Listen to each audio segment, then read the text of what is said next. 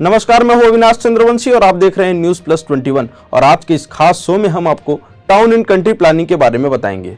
जब भी हम अपने गांव या शहर में पुराने गलियारों से गुजरते हैं तो जरूर हमारे मन में अपना बचपन याद आ जाता है। ये वही गलियां होती हैं जिन पर हम साइकिल से घूमा करते थे। लेकिन आज के दौर में क्या यह गली आपके काम की है? क्या उसे और सुंदर और सुव्यवस्थित होना चाहिए? सारे सवाल हमारे दिमाग में आते हैं। अब आप सोच रहे होंगे कि टाउन एंड कंट्री प्लानिंग का इन गलियों से क्या लेना देना है। आपके मन में ये सवाल जरूर आया होगा कि क्या इन गलियों को सुव्यवस्थित होना चाहिए, क्या इनमें पर्याप्त रास्ता होना चाहिए जो आज के भविष्य के हिसाब से, आज के जनसंख्या के हिसाब से क्या ये गली सुंदर और सुव्यवस्थित होना चाहिए। इसके बारे में भी हम चर्चा करेंगे। आगे इस वीडियो में हम आपको पूरी जानकारी देंगे कि टाउन एंड कंट्री प्लानिंग हमारे आने वाले भविष्य के लिए कितना फायदेमंद है। शहरों के विकास के समय जब भूमि पर मकान या कार्यालय का निर्माण होता है तो उससे पहले उसका एक ग्राफ बनाया जाता है। ग्राफ इसलिए बनाया जाता है ताकि उपलब्ध भूमि का सही से उपयोग हो सके। ठीक इसी प्रकार टाउन एंड कंट्री प्लानिंग में शहर को सुव्यवस्थित निर्माण किया जाता है, जिसमें साफ चौड़ी सड़कें, मकान का ग्राफ, तमाम व्यवस्था होती है जिसके अनुसार एक सुंदर शहर का निर्माण होता है। राजधानी रायपुर में टाउन एंड कंट्री प्लानिंग के लिए कल कार्यशाला रखी गई है। इस पर शहर के जितने भी जनप्रतिनिधि हैं, उनके साथ मंत्री मंडल के भी लोग शामिल रहेंगे। वहीं व्यापारी संघ के लोग भी इसमें शामिल रहेंगे, जिन्होंने बिल्डिंग का जो काम करते हैं वो भी इसमें शामिल रहेंगे, क्योंकि उन्हीं के द्वारा जो है ये सुझाव दिया जाएगा कि शहर का निर्माण किस प्रकार किया जाए। और इस विषय पर जानकारी देने के लिए additional director town and country planning के जो एडिशनल डायरेक्टर हैं, उन्होंने क्या कहा, ये देखते हैं। प्लान चल रहे हैं क्या उसमें कल कार्यक्रम जो होना है उसके बारे में बताइए। देखिए, रायपुर मास्टर प्लान का पुनर्वलोकन का काम चल रहा है। जो 2021 तक की जो अवधि थी उसको हम लोग पुनर्वलोकित कर रहे हैं।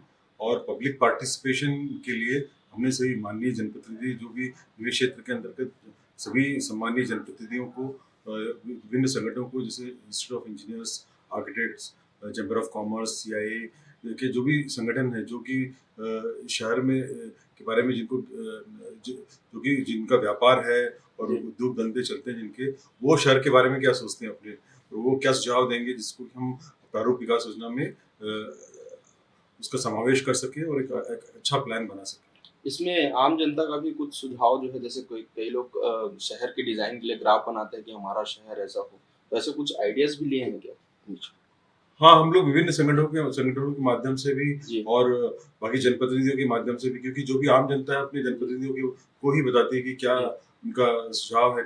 और जो प्रारूप प्रकाशन होगा उसके बावजूद भी हम आम लोगों से 30 दिनों के लिए आपत्ति और सुझाव मांगेंगे। और जो भी जनता उसमें सुझाव देगी, उसको अगर उसको विकास योजना में समावेश करने लायक होंगे तो उसका समावेश किया जाएगा। कौन कौन शामिल होंगे इसमें? इसमें कल की बैठक जो है 1 बजे से है convention hall, Indian coffee house में। उसमें माननीय मंत्री महोदय अकबर जी हैं, आवास पर्यावरण विभाग के मंत्री, नगरीय प्रशासन मंत्री हैं, शहर के महापौर हैं, सारे विधायक, सम्मानीय विधायक शामिल होंगे, टाउन प्लानिंग के डायरेक्टर, आरडी के चेयरमैन, हाउसिंग बोर्ड के अध्यक्ष, सभी लोगों को उसमें बुलाया गया। टाउन एंड कंट्री प्लानिंग में और कौन कौन सी मूलभूत सुविधाएं होनी चाहिए, इसके बारे में भी जानकारी देने के लिए हमारे साथ जुड़ चुके हैं सिंघानिया बिल्डकॉन के सीएमडी सुबोध सिंघानिया जी। उनसे जानेंगे कि किस प्रकार से इसका लाभ है। जी सर, बताएं कि किस प्रकार से इसका लाभ होगा आम जनता को।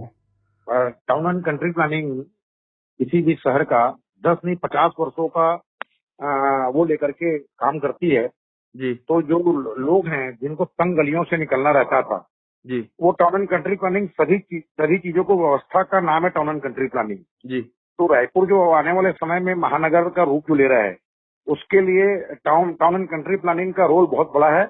और इसमें पूरे छत्तीसगढ़ के लोगों को लाभ होने वाला है जी। तो टाउन एंड कंट्री प्लानिंग के अंदर जो भी मूलभूत सुविधाएं हैं, जिसमें आम जनता को काफी लाभ होगा। अब पूरे प्रदेश और रायपुर की सभी जनता को से अनुरोध करता हूँ, टाउन एंड कंट्री प्लानिंग को समझें और एक सुव्यवस्थित शहर बनाने में अपना सहयोग प्रदान करें। जैसे मूलभूत सुविधाएं में क्या होता है कि टाउन एंड कंट्री प्लानिंग में पूरा ये डिसाइड हो जाता है कि रोडें कितनी चौड़ी रहेगी, ड्रेनेज सिस्टम कैसा रहेगा, मेट्रो का कैसा रहेगा, रेलवे स्टेशन कैसा रहेगा, बस स्टैंड कैसा रहेगा। पूरी चीजें town and country planning decide कर देती है कहाँ पर कौन से क्षेत्र में क्या क्या चीज आने वाला है। तो जिससे आने वाले 50 साल में लोगों को ये जो तन गलियां जैसे रामसागर पारा सदर बाजार है, उससे निजात पाने के लिए टाउन एंड कंट्री प्लानिंग जो अभी सोच और अपने विचार ला रही है, वो आने वाले समय के लिए और छत्तीसगढ़ के लोगों के लिए बहुत अच्छी सोच और विचार आ रही है। तो इस तमाम जानकारी के लिए सुबोध सिंघानिया जी बहुत बहुत धन्यवाद आपका। और इस विषय पर चर्चा के लिए हमारे साथ जुड़ चुके हैं अविनाश ग्रुप के एमडी आनंद सिंघानिया जी। उनसे हम जानेंगे कि किस प्रकार से टाउन एंड कंट्री प्लानिंग का जो लाभ है और कल के इस होने वाले जो कार्यशाला है राजधानी रायपुर में, उस पर क्या चर्चा होगा, किस प्रकार से सुझाव जो है जितने भी बिल्डर्स हैं शहर के और जो अन्य जो जनप्रतिनिधि है वो देंगे, टाउन एंड कंट्री प्लानिंग का महत्व क्या है एक आम नागरिक के जीवन में, इसके बारे में वो हमारे साथ जुड़ चुके हैं। जी आनंद सिंघानिया जी बताएंगे कि किस प्रकार से इसका लाभ है। हाँ, नहीं, टाउन एंड कंट्री प्लानिंग एक बहुत ही महत्वपूर्ण संस्था है जो नगर के विकास, उसके प्लानिंग के दृष्टिकोण से लॉन्ग टर्म अर्बन प्लानिंग कैसे होगी, वो पॉपुलेशन और ज्योग्राफिकल कंडीशन को देखते हुए उसमें प्लान होता है। और इसका मेन बेसिस है मास्टर प्लान।